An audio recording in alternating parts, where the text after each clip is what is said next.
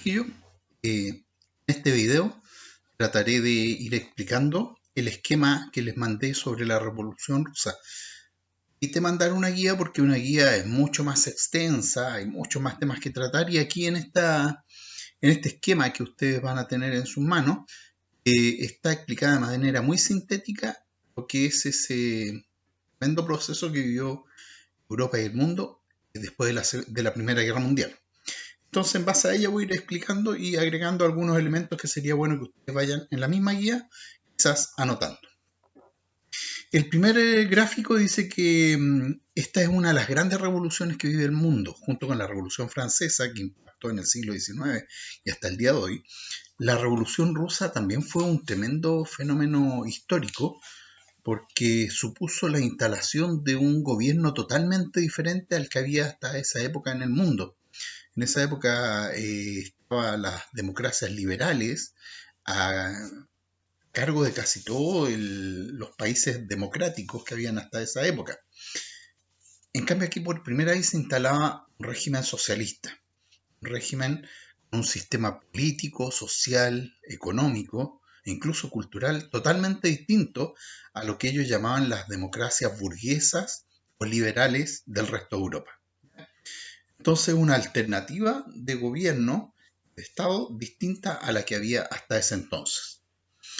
Va a durar durante casi 80 años en Europa, imponiendo en el mundo su hegemonía en algún momento.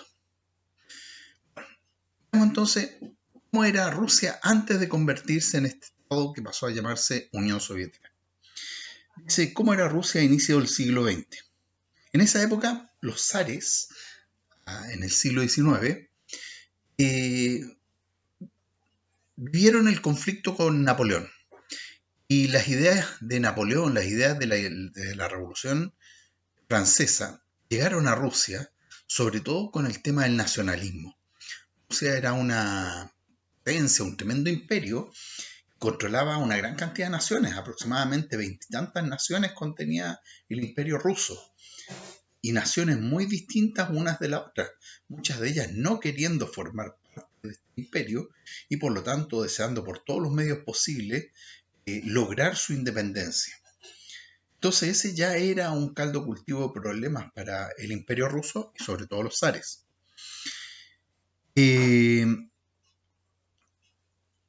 Los zares en general habían opuesto a cualquier tipo de cambio, transformación de la sociedad rusa. Y así como Rusia, a pesar de que era un tremendo imperio, era un estado sumamente atrasado en lo político, se mantenía un sistema autocrático, un tipo de monarquía absoluta, diferente en cambio a lo que pasaba en el resto de Europa occidental, donde las democracias liberales se habían instalado. Aquí se conservó el antiguo régimen. En lo político, el zar gobernaba como un autócrata, solo. En segundo lugar, socialmente también se había quedado muy atrasado. En Rusia todavía existían los siervos de la gleba, lo que había existido en la Europa medieval, donde el campesino formaba parte de la propiedad de la tierra.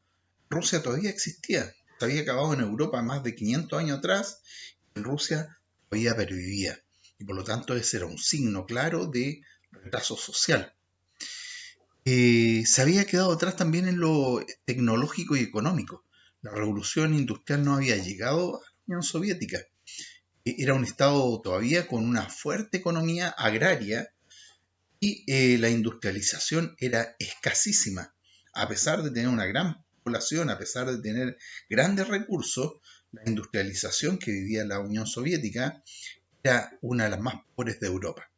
Entonces, en lo político, lo económico, lo social, era un estado atrasado, varios siglos en relación a Europa. Lo único que podemos destacar que Europa era un verdadero líder en esa época en el aspecto intelectual, científico, cultural. De esa época, a fines del siglo XIX y en el siglo XIX en general, podemos destacar a grandes intelectuales de talla universal. Tenemos a escritores importantísimos. León Tolstoy escribió sobre las guerras napoleónicas y el impacto que tuvieron ellas en la sociedad rusa de principios del siglo. Tenemos a Fedor Dostoyevsky, que escribe sobre las condiciones del pueblo ruso a fines del siglo XIX. Turgeniev, Gogol y otros más que son verdaderos baluartes de la literatura universal del siglo XX. ¿Ya? En la literatura, entonces, destacadísimos los intelectuales que tenían. Las ciencias, esos grandes aportes, los científicos rusos. Por ejemplo, Gregory Mendel, el creador de la teoría de la herencia genética, era de origen ruso. A pesar de lo atrasado que era Rusia, pudo tener científicos de este nivel. Está también el creador de la tabla periódica de los elementos, Mendeleev, también importantísimo para el desarrollo de la ciencia del siglo XX. Tenemos músicos también. Podemos destacar la figura de Tchaikovsky a fines del siglo XIX, principios del XX, y otros más que realmente son aportes culturales al mundo, pero vivían en un país atrasado. Esa era la situación de Rusia en esa época. Todo el atraso que vivía la Unión Rusia va a traer consecuencias, porque el rey, el zar se le llama al gobernante de Rusia. Este nombre viene por el apelativo de César.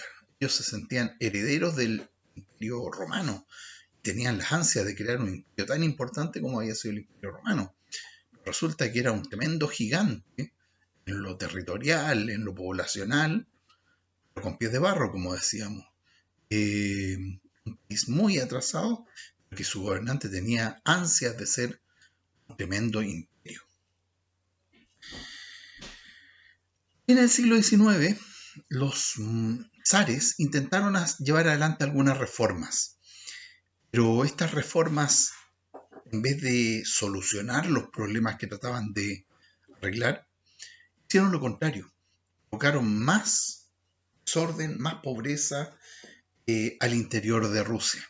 Y más encima, grupos cada vez más radicales se oponían a la figura del zar, y el anarquismo y el terrorismo estaban creciendo fuertemente. Tanto así que llegaron a atentar directamente contra algunos de los zares, matando a algunos de ellos. Entonces los últimos zares del siglo XIX eran monarcas que ya no querían nada con la reforma, que consideraban que la única forma de gobernar era por su propia voluntad, que no querían delegar poder, que le tenían serio temor a estos movimientos revolucionarios y que la única forma de contenerlo era por medio de la fuerza.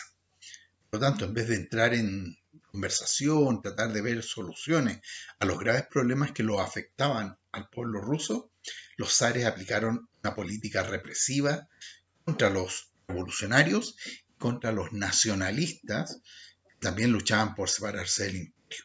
¿Ya? Esa era la situación de Rusia entonces a principios del siglo